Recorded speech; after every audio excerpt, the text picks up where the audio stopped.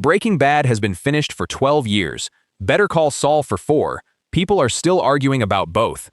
Most of those arguments can't be settled. Some can, because over the years the men who made these shows sat down for interviews, podcasts, and commentaries, and quietly answered a lot of what the internet has been shouting about, usually without anyone noticing. So, 8 theories, 8 rulings, every one of them from somebody who was actually in the room, with a name and a date attached. 7 of them have an answer. The 8th doesn't. That's deliberate, and I'll get to it. There's a shot in the Breaking Bad finale that nobody in the show ever explains. It's been explained twice since, and the 2 explanations don't match. Both came from people who worked on it. Walt makes a phone call, hangs up, slides the watch off his wrist, sets it on the payphone, walks away. 8 seconds, no dialogue, no follow-up, ever. So the fans did the work. That watch was a gift from Jesse, for Walt's 51st birthday. By which point Walt has lied to that kid for years, poisoned a child to control him, and stood in a bedroom watching his girlfriend die without lifting a hand. The watch is the last clean thing between them. Leaving it behind is Walt admitting he was never allowed to keep it. It's a beautiful reading. The man who wrote the show says that's not what happened. Gilligan explained it the night the finale aired, on AMC's Talking Bad, and again to The Guardian. It was a scheduling problem. They'd shot the Denny's scene a year earlier, and in that footage Walt's wrist is bare. So the watch had to go. Problem solved. Then, in 2021, Bryan Cranston sat down with Dan Patrick and said flatly, no, this was not continuity. It was in the script. Walt knew that was his last day, and he was leaving the past behind. The writer says housekeeping. The actor says heartbreak. Here's the part you can check tonight. Opening scene of season 5. Denny's. Bacon arranged into a 52. Look at his wrist. Empty. Filmed a year before anyone wrote that goodbye. One of them is remembering it wrong. Tell me which one you think owns it, and I'll come back to this at the end. Because if a wristwatch caused that much confusion, wait until you hear what Gilligan says about the machine gun. Season 5 opens with Walt buying a machine gun. Then the show walks away from it for 15 episodes. So the internet went to work. The gun meant a cartel war. It meant Jack's crew had been the endgame since Hank walked into that desert. It meant Walt had known, from the moment he beat Gus, exactly how this was going to end. There was no plan. Speaking to Variety in October 2023, Gilligan called it one of the dumbest things he'd ever done in his career, committing to Walt buying a machine gun when nobody knew what he was going to do with it. His words, not mine. He described months of sitting in the writer's room banging his head against the wall, hoping something would shake loose. He said the staff were getting worried about him. The trunk turret, the remote trigger, the raid on the compound, all of it reverse-engineered backwards to rescue a prop they'd already put on camera. The rewatch value is in the gaps. That gun sits in a garage in New Hampshire for 15 straight episodes and nobody looks at it. Nobody mentions it. Nobody plans around it. That isn't restraint. That's a room with no answer, buying time, which raises a fair question. How often did they do this? More than once. 3 years earlier, in a desert, a terrified lawyer said 2 names nobody had thought about. April 2009. A lawyer is kneeling in the desert with a hood over his head, and he says 2 names. It's a character beat. It tells you this man has enemies and no loyalty. Then Breaking Bad drops it completely. Not that season, not ever.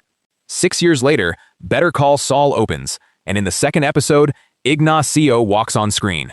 Nacho Varga. 4 years after that, Lalo Salamanca arrives and becomes the most frightening man in either show, which looked like proof. 2 names planted in 2009, harvested a decade later. What actually happened is that a throwaway turned into a debt. Peter Gould told Rolling Stone the writers genuinely didn't know what Saul meant. Even after Nacho existed on screen, they were still asking each other what he'd supposedly done and where Lalo came into it. And the 2 men running the show didn't agree on the fix. Gould pushed to bring Lalo in during season 1. Gilligan held him back and has taken the blame for the delay ever since. He doesn't turn up until Cushata in season 4. Then they paid it in full. In the final season, Lalo corners Saul and asks him about it directly. Play those 2 scenes back to back and you're hearing a question and its answer, recorded 13 years apart. That's a debt they invented and then settled. Here's one they did mean, just far less of it than you've been told. One word changes this entire theory, and it's the word that keeps getting dropped. Start with what fans built. Walt kills Crazy 8, then starts trimming the crusts off his sandwiches the way Crazy 8 liked them. Walt kills Mike, then changes how he takes his whiskey to match him. Walt kills Gus, then lays a towel on the bathroom floor before he's sick, a precise, controlling thing that Gus did first. A man wearing the men he killed. It's the most repeated theory in this fandom. And it almost always arrives with a confirmation attached. The confirmation is real. Asked in 2013 whether this was intentional, Gilligan said it was purposeful.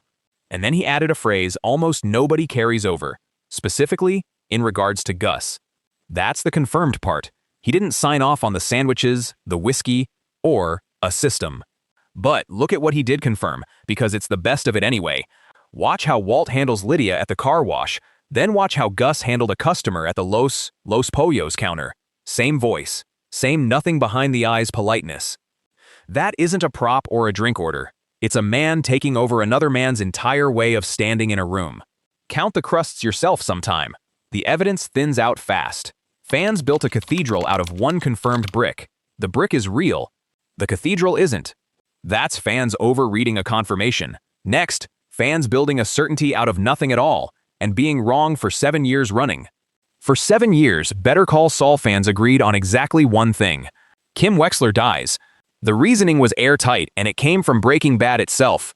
Saul Goodman spends 5 seasons on that show, talking constantly.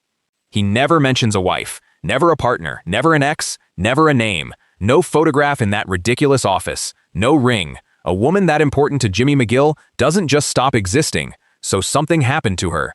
And the pattern backed it up. Ignacio and Lalo, the two names Saul screams in that desert, never appear in Breaking Bad. Neither does Howard Hamlin. All 3 are dead before Better Call Saul ends. Kim survives. Peter Gould sat on that answer for years on purpose. He told Deadline in 2020 that they knew Jimmy's fate and Mike's fate, and genuinely did not know Kim's. Afterwards, he told Variety what the silence had bought. The audience had stopped asking when Bryan and Aaron would show up, and started begging him not to kill her. That, he said, was the moment the spin-off had won. And this franchise has form. Jesse Pinkman was written to die in Breaking Bad's first season. Gilligan has said he'd changed his mind by episode 2. The real ending is quieter than anything fans imagined. Kim spends the entire Breaking Bad timeline alive, in Florida, in a job that means nothing, which is arguably worse. The question worth sitting with is which of those 2 endings you'd actually have picked for her. If you've made it this far, you're the kind of person who checks things. That's the whole channel. Subscribe and I'll keep checking them. So that's a death everyone predicted that never came. Now a death that did come, and a 12-year argument about where it happened. Gilligan's rebuttal to this one is a single sentence, and it's the reason the theory doesn't work. The theory first, because it's a good one.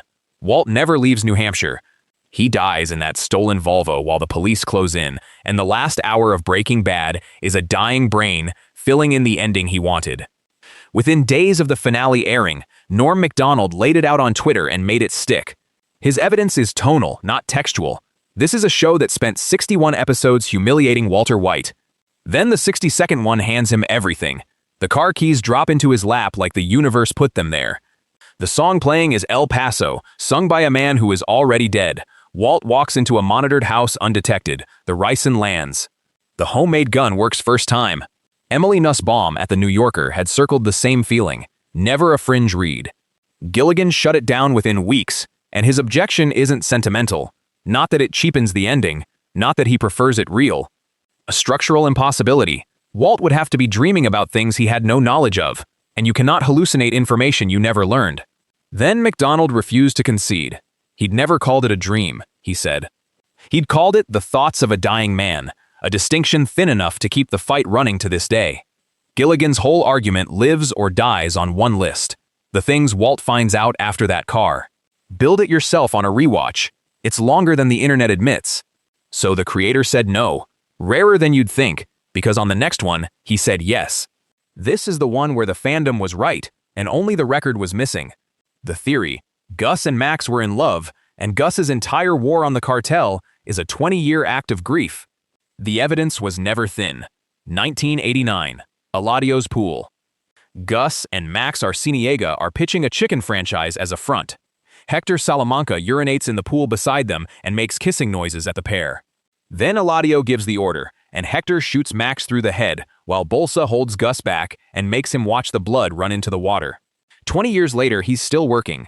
He endows a chemistry scholarship at the University of New Mexico in Max's name. He funds a village in Mexico and puts a memorial fountain in it. Better Call Saul names an episode after it, Dedicado a Max. And he keeps Hector alive in that wheelchair, so Hector has to be there when it finishes. That's a lot of work for a business associate. But the show never says the word. Gus says partner, once. Then, in July 2022, Peter Gould went on the Ringer's podcast The Watch and used a different one. Boyfriend. He said Max's death was the turning point, and that afterwards Gus chose to hollow himself out so he could never really be himself with another person.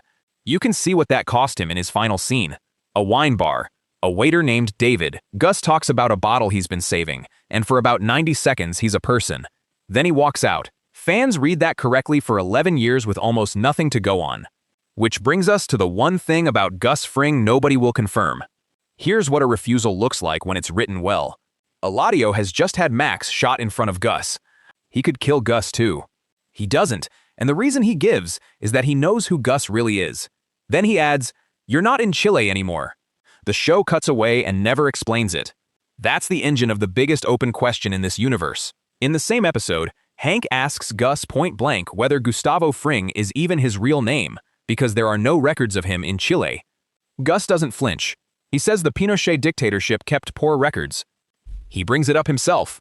That's how comfortable he is with the hole where his past should be. There's more. Hector calls him the big generalissimo, what you call a man who used to command something. And in Better Call Saul, Gus calms a panicking executive by mentioning Santiago during the dictatorship years. The man stops panicking. Fans turned those pieces into a career history. Secret police, intelligence work, then the popular version, the CIA, which the show has never mentioned, not once, either series. That one is entirely ours. And here's the part I said I'd get to. Every other theory in this video has a name and a date attached to its answer. This one doesn't. Neither of the men who made these shows has ever said what Gus Fring was. They'll discuss anything else, not this. Try building the man out of those 3 scenes. You can get close, you can't get there. That isn't a gap in the writing, that's the writing. 8 theories. And the pattern isn't that fans were wrong, most of them were reading the show correctly. It's that the people who made it were guessing about half of it too. A machine gun with no plan attached. 2 names thrown into a desert scene that took 9 years to explain. A watch taken off for reasons 2 men still don't agree on. Which is the one I want from you? I said I'd come back to it. Gilligan says continuity. Cranston says it was written. I think they're both telling the truth about different things. The writer remembers the problem, the actor remembers the performance. But I'd rather know where you land. Comments, and be specific. And if you want the one that started all this, it's on screen now.